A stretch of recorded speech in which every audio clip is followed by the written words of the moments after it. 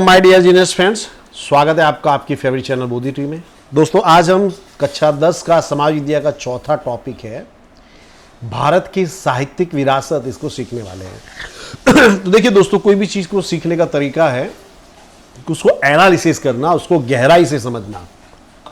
तो यहाँ हम एक एक चीज़ को समझेंगे। पहले साहित्य का मतलब समझ लीजिए। साहित्य को इंग्लिश में कहते हैं लिटरेचर। साहित्य यानी जो लिखा हुआ हो, तो उसमें हर लिखी हुई चीज़ को आप साहित्य नहीं कह सकते। जैसे कि आपका न्यूज़पेपर है, आपकी जो पाठ्य पुस्तक है, उसको आप साहित्य नहीं कह सकते हो, बराबर। ऐसी चीज़ें जिससे हमारे ज्ञान विज्ञान में वृद्धि हो, मनोरंजन हो, उनको हम साहित्य कहते हैं। विरासत की तो परिभाषा हम लोग देख चुके हैं। विरासत यानी जो भी हमें हमारे पूर्वजों से प्राप्त हुआ है, उसे हम विरासत कहते हैं। ओके, तो देखिए, दुनिया की सबसे बड़ी खोज क्या है? दुनिया की सबसे बड़ी खोज है भाषा। क्योंकि अगर भाषा नहीं होती तो ज्ञान विज्ञान कुछ भी डेवलप नहीं हो पाता। क्योंकि भाषा नहीं होती तो मान ली किसी व्यक्ति को कोई चीज़ की प्राप्ति हुई तो दूसरे लोगों को ट्रांसफर नहीं कर पाता। तो पहले जब भाषा की खोज नहीं हुई थी तो हम अपने विचार, भाव, संवेदना, उर्मियों को हाव भाव, संकेत, चित्रों के द्वारा बयां करते थे, बराबर। फिर धीरे धीरे कुछ ध्वनियाँ उत्पन्न हुई और इसके कारण बोली का जन्म हुआ। और उसके बाद लिपि यानी लेखन लिखते हैं, उसे हम कहते हैं लिपि, उसका निर्माण हुआ। तो इस लिपि ने भाषा के निर्माण में महत्वपूर्ण भूमिका निभाई, बराबर। तो आज हम उसी साहित्य के बारे में पढ़ेंगे। लिपि से हुई भाषा, भाषा से भी साहित्य का जन्म हुआ। साहित्य के दो प्रकार हैं, वैदिक साहित्य और प्रशिष्ट साहित्य। ये याद रखना है आपको, ये सब चीजें। तो अब उसी के बारे में हम देखेंगे। तो भारत में हम देखें, अभी भारत क्या पूरी दुनिया में हर रोज कई भाषाएं विलुप्त होती जा रही हैं और कई भाषाएं पूरी दुनिया में फैलती जा रही हैं। जैसे उदाहरण दूं, इंग्लिश पूरी दुनिया में फैल रही है। इंग्लिश ज़्यादा पुरानी नहीं है, लगभग 800 वर्ष पुरानी भाषा है, इतनी ज़्यादा पुरानी भाषा नहीं है। जबकि दूसरी ओर जो संस्कृत भाषा हमारी, जो सभी भाषाओं की जननी है, वो काफ़ी हद तक विलुप्त होने की कगार पर पहुंच गई है। तो जो भाषा का उपयोग होगा वो भाषा दुनिया में चलेगी, ये सबसे बड़ी बात है। तो दुनिया में कई भाषाओं का जन्म हुआ और कई विलुप्त भी हो गई। यहां हम संस्कृत भाषा की बात कर रहे थे। तो संस्कृत भाषा जिसे दुनिया की सभी भाषाओं का जननी कहा जाता है। जैसे देखो, संस्कृत भाषा में दो को कहते हैं द्वि। तो बहुत सी भाषा में दो को कहा जाता है दुआ। इसी से बना टुआ और टुआ से बना टू।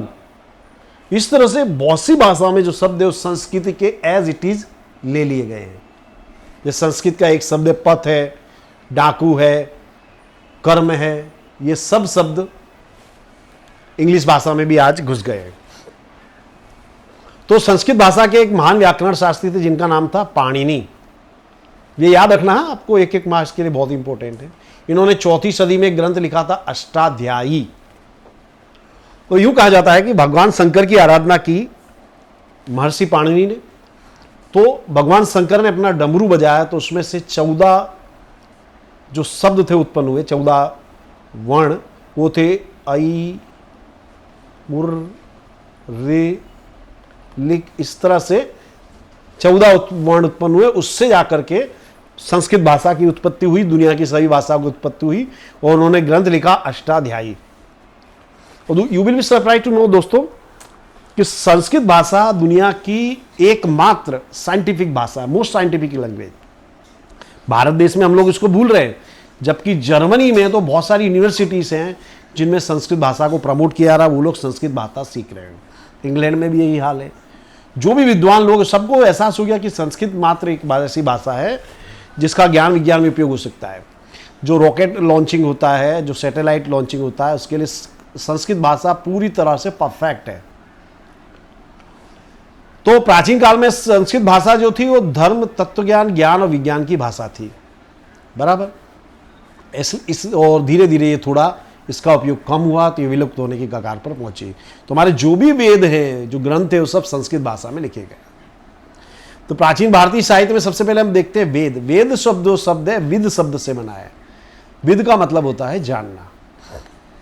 अब दोस्तों, जो वेद शब्द है, वेद जो है 4 वेद हैं, किसी एक व्यक्ति ने नहीं लिखे हैं।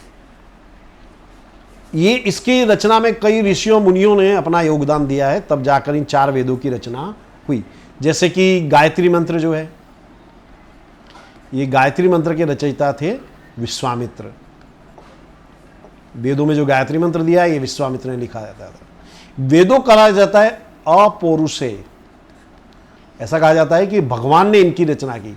ये कैसा हुआ कि जैसे विश्वामित्र थे, इन्होंने कई वर्षों तक तपस्या की, फिर जाके नहीं ये जो मंत्र था इसकी प्राप्ति हुई। यानी जब व्यक्ति एक सर्वश्रेष्ठ बन जाता है, किसी विशेष स्टेज पर पहुंच जाता है, तब उसके अंदर से ज्ञान उत्पन्न होता है। ओके, तो इन सब के बारे में देखेंगे। सबसे पहले हम देखते हैं ऋग्वेद। चारों वेदों के नाम याद रखिएगा, याद होने ही चाहिए। ऋग्वेद, सामवेद, यजुर्वेद, अथर्ववेद, 4 वेद हैं। तो ऋग्वेद दुनिया का सबसे प्राचीन ग्रंथ माना जाता है। भारत नहीं, ये दुनिया का सबसे प्राचीन ग्रंथ है, क्योंकि दुनिया की सबसे प्राचीन भाषा है संस्कृत, और उसमें लिखे गए हैं ऋग्वेद। इसमें 1028 ऋचाएं हैं, इसमें 10 भाग हैं। और ये जो ज़्यादातर ऋचाएं थी देव देवताओं की स्तुतियों के लिए लिखी गई थी। जैसे सूर्य देव की स्थिति के लिए, उषा की स्थिति के लिए बहुत सारी जो ऋचाएं थी वो लिखी गई थी। ऋग्वेद के बाद में सबसे पहला वेद था ऋग्वेद, उसके बाद 3 वेद दूसरे लिखे गए, जिसमें सबसे पहले हम देखते हैं सामवेद। सामवेद को हम कहते हैं संगीत की गंगोत्री। ये जो वेद है ये संगीत पे इसमें प्रधानता दी गई है।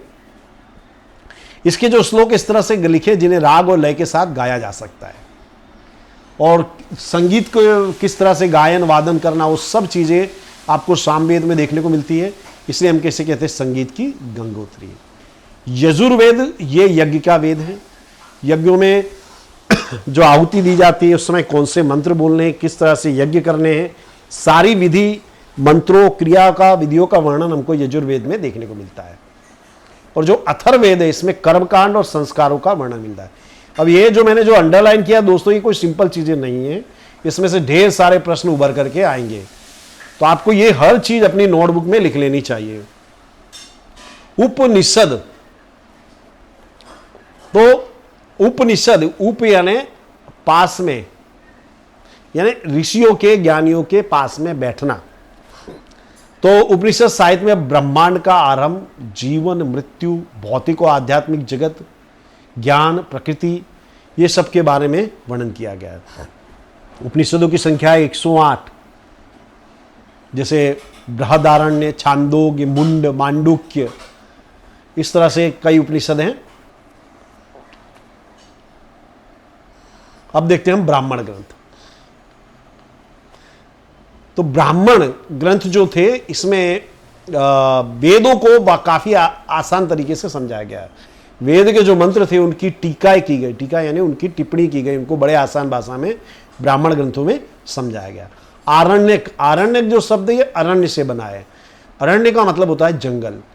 ये जो ग्रंथ थे जंगल में लिखे गए। कैसे भाई? तो देखिए, पहले हमारे देश में 4 आश्रम थे। पहला था ब्रह्मचर्य आश्रम, ये 1 से लेके 25 वर्ष तक। इस समय जो विद्यार्थी था उसके जीवन का एकमात्र उद्देश्य होता था ज्ञान की प्राप्ति करना। फिर 25 से 50 तक का जो समय था ये कहलाता था गृहस्थ आश्रम। इसमें व्यक्ति विवाह करता, अपने जो समाज के प्रति और जो जिम्मेदारी थी उसका वहन करता था, खूब जो ज्ञान प्राप्त किया है उसके द्वारा धन की प्राप्ति करता, समाज का विकास करता। फिर 50 से 75 की जो थी ये वानप्रस्थ आश्रम कहलाता था। व्यक्ति जंगल में चला जाता था और उसने जीवन से जो कुछ सीखा है वो दूसरे लोगों में बांटता था। आपने देखा होगा कि पुराने समय में जो भी आश्रम होते थे, गुरुकुल होते थे, वो सब वन में होते थे। तो इस उम्र वाले जो लोग थे अपना ज्ञान विद्यार्थियों में बांटते थे। अब देखिए 50 से 75 व्यक्ति का जो व्यक्ति था वो होता था शिक्षक। आज शिक्षक तो नहीं, मैं उसे कहूँगा गुरु। वो गुरु होते थे, तो विद्यार्थियों की उनके प्रति श्रद्धा और सम्मान होना एकदम स्वाभाविक था, लाजमी था। फिर तो उसी समय ये वन में समाज की सेवा करते, समाज के लिए उपयोगी काम करते, अपने ज्ञान को बांटते, और उसी समय जो ग्रंथ लिखे गए इन्हें इसलिए इन्हें करा गया आरण्यक। आरण्यक में कर्मकांड, ज्योतिष, व्याकरण, खगोल शास्त्र, ये सब चीजों का समावेश होता है। फिर 2 महाकाव्य रामायण और महाभारत। तो दोस्तों ये जो दो महाकाव्य हर व्यक्ति के घर में होने ही चाहिए, क्योंकि इसका आपको वाचन करना ही चाहिए। दुनिया के दो महान ग्रंथ हैं जो बहुत कुछ हमको सिखा जाते हैं। महाभारत आप नहीं खरीद सकते तो गीता आपको अवश्य घर में रखनी। गीता तो हर हिंदू के पास होनी चाहिए। हिंदू नहीं, मैंने कहूँगा कि दुनिया के हर व्यक्ति के पास हो। दुनिया में जितने भी समझदार लोग हैं उन्होंने गीता, भगवत गीता का सम्मान किया, वो अपने पास रखते ही थे। ये मैं बताऊंगा आपको कई बार में डिटेल में। तो ये दो महाकाव्य थे भारत के। महाभारत की बात करूं तो एक कवि हुए जिनका नाम था होमर, ग्रीक में। उन्होंने दो महाकाव्य लिखे, इलियड एंड ओडिसी। अब ये दो महाकाव्य दोनों को मिला दो, दोनों का 6 गुना कर दो, तो भी वो महाकाव्य हमारे महाभारत से छोटे हैं। महाभारत में 1 लाख श्लोक है। दुनिया का सबसे बड़ा ग्रंथ है, महाकाव्य है महाभारत। ऐसा कहा जाता है कि दुनिया में ऐसा कोई भी चीज नहीं है जो महाभारत में नहीं है, और जो महाभारत में नहीं है वो कहीं पे नहीं है। इतना महान ग्रंथ है। तो अब हम दोनों के बारे में देखें तो जैसे रामायण है, रामायण में राजा रामचंद्र की कथा है। राजा रामचंद्र को मर्यादा पुरुषोत्तम कहते हैं।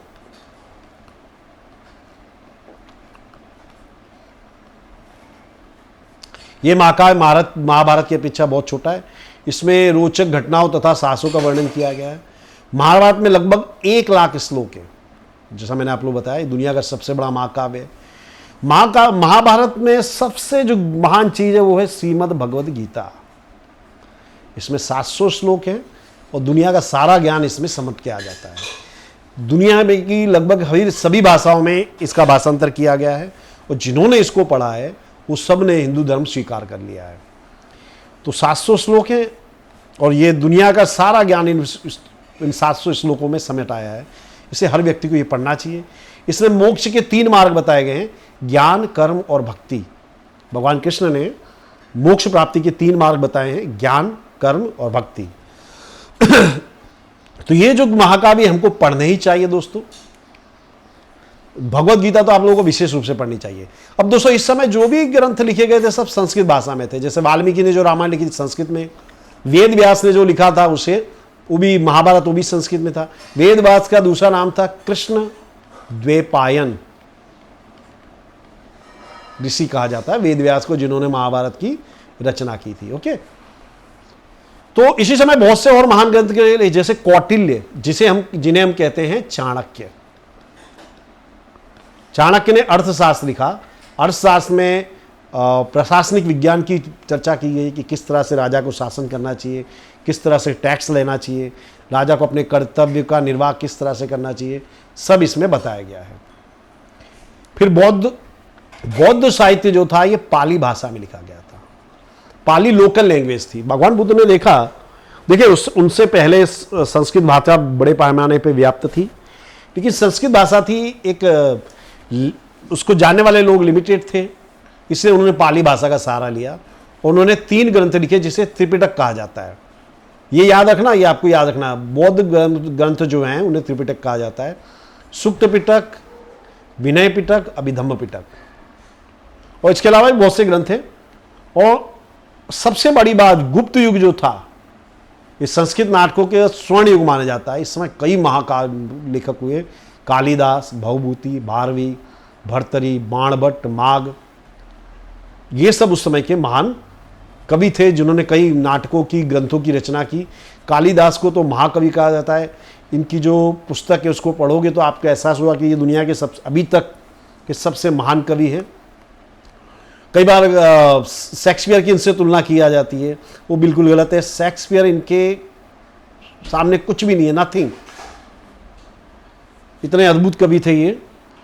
तो इनकी जो रचनाएं थी कालिदास की, कुमार संभव, रघुवंश, मेघदूत, ऋतुसंहारम, अभिज्ञान शाकुंतलम, विक्रमो वर्षियम, मालविका अग्निमित्रम। फिर बाणभट्ट। बाणभट्ट ये सम्राट हर्षवर्धन के राज्य में कवि थे, राज्य कवि थे। इन्होंने हर्षचरित और कादम्बरी की रचना की। 2 पुस्तकें याद रखना, हर्षचरित। ये सभी पुस्तकों के नाम आपको लिख लेने, याद कर लेने, ये अवश्य आते ही हैं। भवभूति ने लिखा उत्तर रामचरितम, महावीर चरितम, भवभूति ने, ये सब आपको लिख लेना है। भारवी ने लिखा किरात अर्जुनियम। किरात अर्जुनियम में अर्जुन और भगवान शंकर के बीच जो युद्ध हुआ उसका वर्णन है। विशाख दत्त इन्होंने लिखा मुद्रा राक्षस। शूद्रक ने लिखा मृच्छकटिकम। दंडी ने लिखा 10 कुमार चरितम।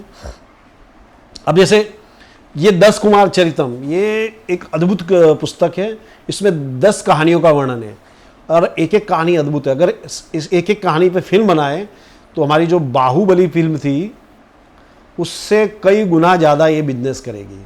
जैसे मुद्रा राक्षस पे आप बनाओ, मृच्छकटिकम पे बनाओ, ज़बरदस्त लव स्टोरी है मृच्छकटिकम।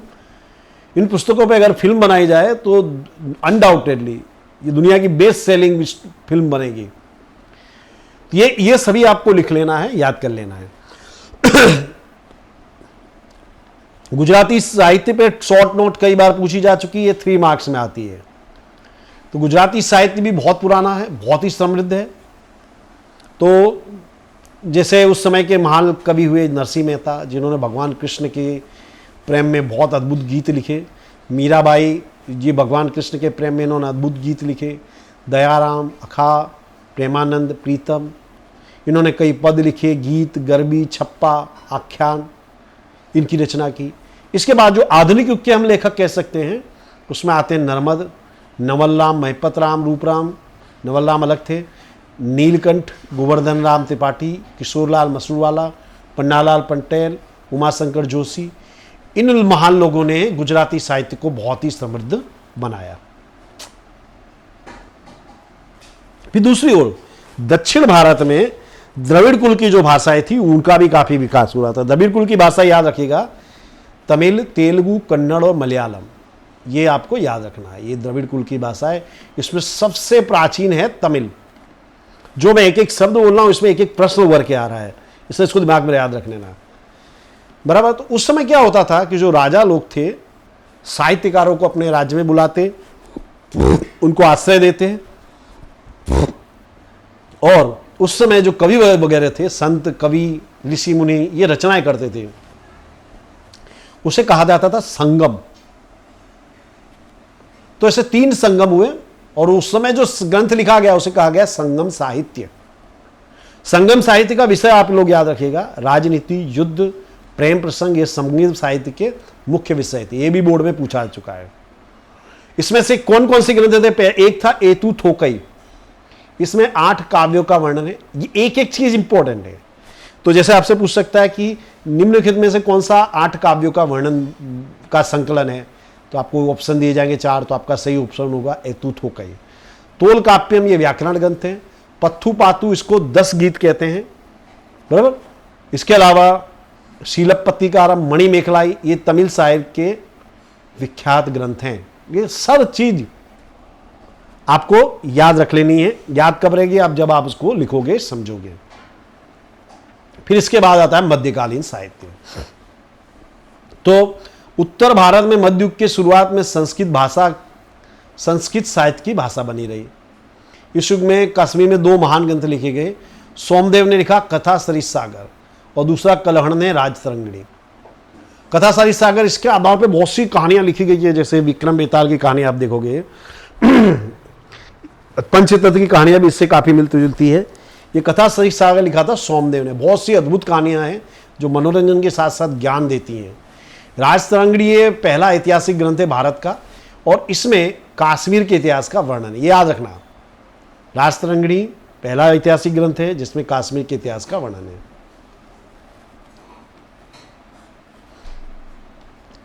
फिर दूसरी रचना थी गीत गोविंद, ये जयदेव ने लिखी थी। भगवान कृष्ण के लिए ऊपर उन्होंने लिखी थी।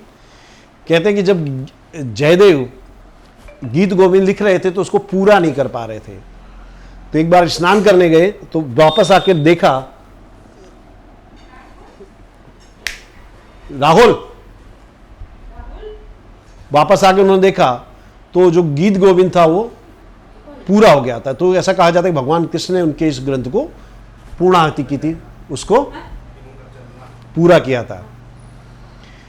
बहुत ही अद्भुत ग्रंथ है और ऐसा कहा जाता है कि राधा का जो उल्लेख है सबसे पहले इस ग्रंथ में हुआ, ऐसा माना जाता है। फिर इसके बाद है चंद्रबरदाई ने जो लिखा है पृथ्वी राज रासो। ये चंद्रबरदाई जो थे ये पृथ्वीराज चौहान के मित्र थे, कवि थे। उसमें उन्होंने पृथ्वीराज चौहान के वीरतापूर्ण कार्यों का वर्णन किया, जो किस प्रकार उन्होंने 17 बार मोहम्मद गोरी को हराया, वो सब चीज़ों का इसमें वर्णन किया है।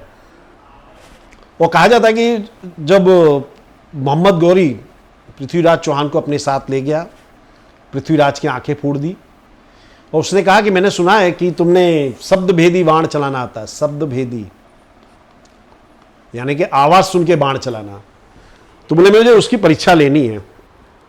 तो जो मोहम्मद गौरी वो डरपोक तो था ही, उसने बड़े छल कपट से हराया था।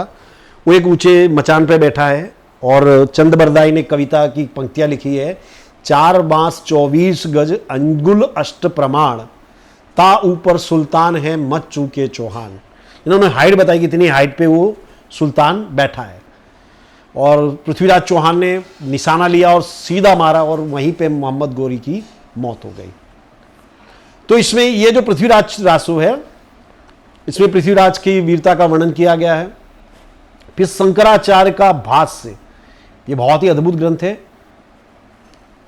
शंकराचार्य जो थे, इन्होंने हिंदू धर्म को प्रचार प्रसार में महत्वपूर्ण भूमिका निभाई भारत देश में, और उन्होंने ये ग्रंथ लिखा था भाष्य। और इसी समय दूसरी तरफ द्रविड़ कुल की जो भाषा है, जिनके बारे में हमने देखा था आगे, उसमें कई भाषाओं का विकास हुआ। जैसे कन्नड़ साहित्य पर जैन धर्म का बहुत प्रभाव पड़ा था। जैसे कवि पंपा ने लिखा था आदि पुराण, और 16वें तीर्थंकर के जीवन पर लिखा था शांति पुराण पोन्ना ने, और रन्ना ने लिखा था अजीतनाथ पुराण। पंपा, पोन्ना, रन्ना, इन्हें त्रिपुटी कहा जाता है। पंपा ने लिखा आदि पुराण, पोन्ना ने लिखा शांति पुराण, रन्ना ने लिखा अजीतनाथ पुराण। ये जैन धर्म के तीर्थंकर थे। जैन धर्म में कुल 24 तीर्थंकर हुए, उनके जीवन के ऊपर ये लिखा गया है। इसके अलावा कवि कंबल ने तमिल भाषा में रामायण की रचना की, रामायण का अनुवाद किया। फिर भारतीय भाषा का विकास और साहित्यिक कृति की रचना दिल्ली सल्तनत काल में तीव्र हुई। इस समय हिंदी भाषा जो थी उसके 2 स्वरूप मिले, एक तो ब्रज भाषा और एक खड़ी बोली। इन दोनों भाषाओं में बहुत से भक्ति गीत लिखे गए, और हिंदी और गुजराती भाषा से मिलती जुलती राजस्थानी भाषा में भी वीर गाथाएं लिखी गई। इसमें आला, उदल, विसल देव रासो उस समय की प्रसिद्ध वीर गाथाएं। अब ये आला उदल उस समय के बहुत बड़े योद्धा थे, विसल देव रासो भी। इनकी जो वीरता का वर्णन करने के लिए बहुत सी वीर गाथा लिखी। आज भी उत्तर प्रदेश के कई गांवों में आला गाई जाती है। इन वीरों का जो वीरता है उसका वर्णन किया जाता है। फिर एक उसी समय हुए मुल्ला दाऊद, इन्होंने चंदायन लिखी थी। ये अवधी भाषा का सबसे प्राचीन ग्रंथ माना जाता है, याद रखना ये दोस्तों, चंदायन। फारसी दिल्ली के सुल्तानों की राजभाषा थी, ये याद रखना है आपको। दिल्ली के सुल्तानों की भाषा कौन सी थी? फारसी। जियाउद्दीन बर्दी ने तारीख फिरोज शाही की रचना की, ये सभी लिखना है। इसमें खिलजी और तुगलक नहीं है, तुगलक है, तुगलक वंश के राज्य का विस्तार से वर्णन किया गया है। और राजनीतिक सिद्धांतों फतवाए जहांदारी लिखा गया है। इसी समय एक प्रसिद्ध कवि हुए जिन्हें कवि, इतिहासकार, रहस्यवादी, संत और संगीतकार कहते हैं। उनका नाम था अमीर खुसरो। ये खिलजी के राज्य दरबार में थे ये। इन्होंने एक गजल जो थी, सबसे पहले गजल जो थी भारत में लाने वाले थे अमीर खुसरो। इन्होंने एक तार वाले एक संगीत के वाद्य की भी रचना इन्होंने की थी, एक तारा जिसे कहते हैं। इन्हें भारत के जो ज्ञान, विज्ञान, कला, संस्कृति से बहुत ही प्यार था। और इन्होंने बहुत से, इनके गुरु का नाम याद रखने हैं, निजामुद्दीन औलिया। कई इन्होंने रचनाएं की, जैसे आसिका, नूर, सिपिहर, किरातुल सदायन। और इन्हें अपने भारतीय होने पर गर्व था। इन्होंने अपनी भारतीय के ज्ञान विज्ञान की प्रशंसा की। उन्होंने भारत के वातावरण, उसकी सुंदरता, इमारतों, ज्ञान विज्ञान की खूब प्रशंसा की। उनका मानना था कि हिंदू धर्म और इस्लाम धर्म का जो सार तत्व है, जो मुख्य जो ज्ञान है, वो एक ही दिशा में ले जाता है। वो दिल्ली के आसपास जो भाषा बोली जाती थी उसे कहते थे हिंदवी, और उसे अपनी मातृभाषा वो मानते थे। फिर प्रादेशिक भाषा और अनेक भाषाओं को प्रादेशिक शासकों ने प्रोत्साहन दिया। भक्ति मार्ग के संतों ने लोगों को भाषा में उपदेश दिया, जिन्हें कबीर जैसे कई संतों का समावेश होता है। उस समय भोजपुरी अवधी भाषा की मुख्य बोलियां थी। कबीर की रचनाएं मुख्य रूप से सदुक्कड़ी, करीब की जो रचना उसे सदुक्कड़ी बोली बोले जाती है, याद रखना। उसे उलट बांसी कहते हैं, उनकी जो रचना है उसे कहते हैं उलट बांसी, यानी सत्य को उल्टे तरीके से कहना। जैसे उनका एक कहा है, नदियां नाव में डूबी जाए, यानी नदी नाव में डूब रही है, तो ये उल्टी चीज है। वो लोग कहते थे, उनका जो ये काफी फिलोसॉफिकल होगा, मैं आपको बता नहीं सकता, लिमिट है अपने समय की।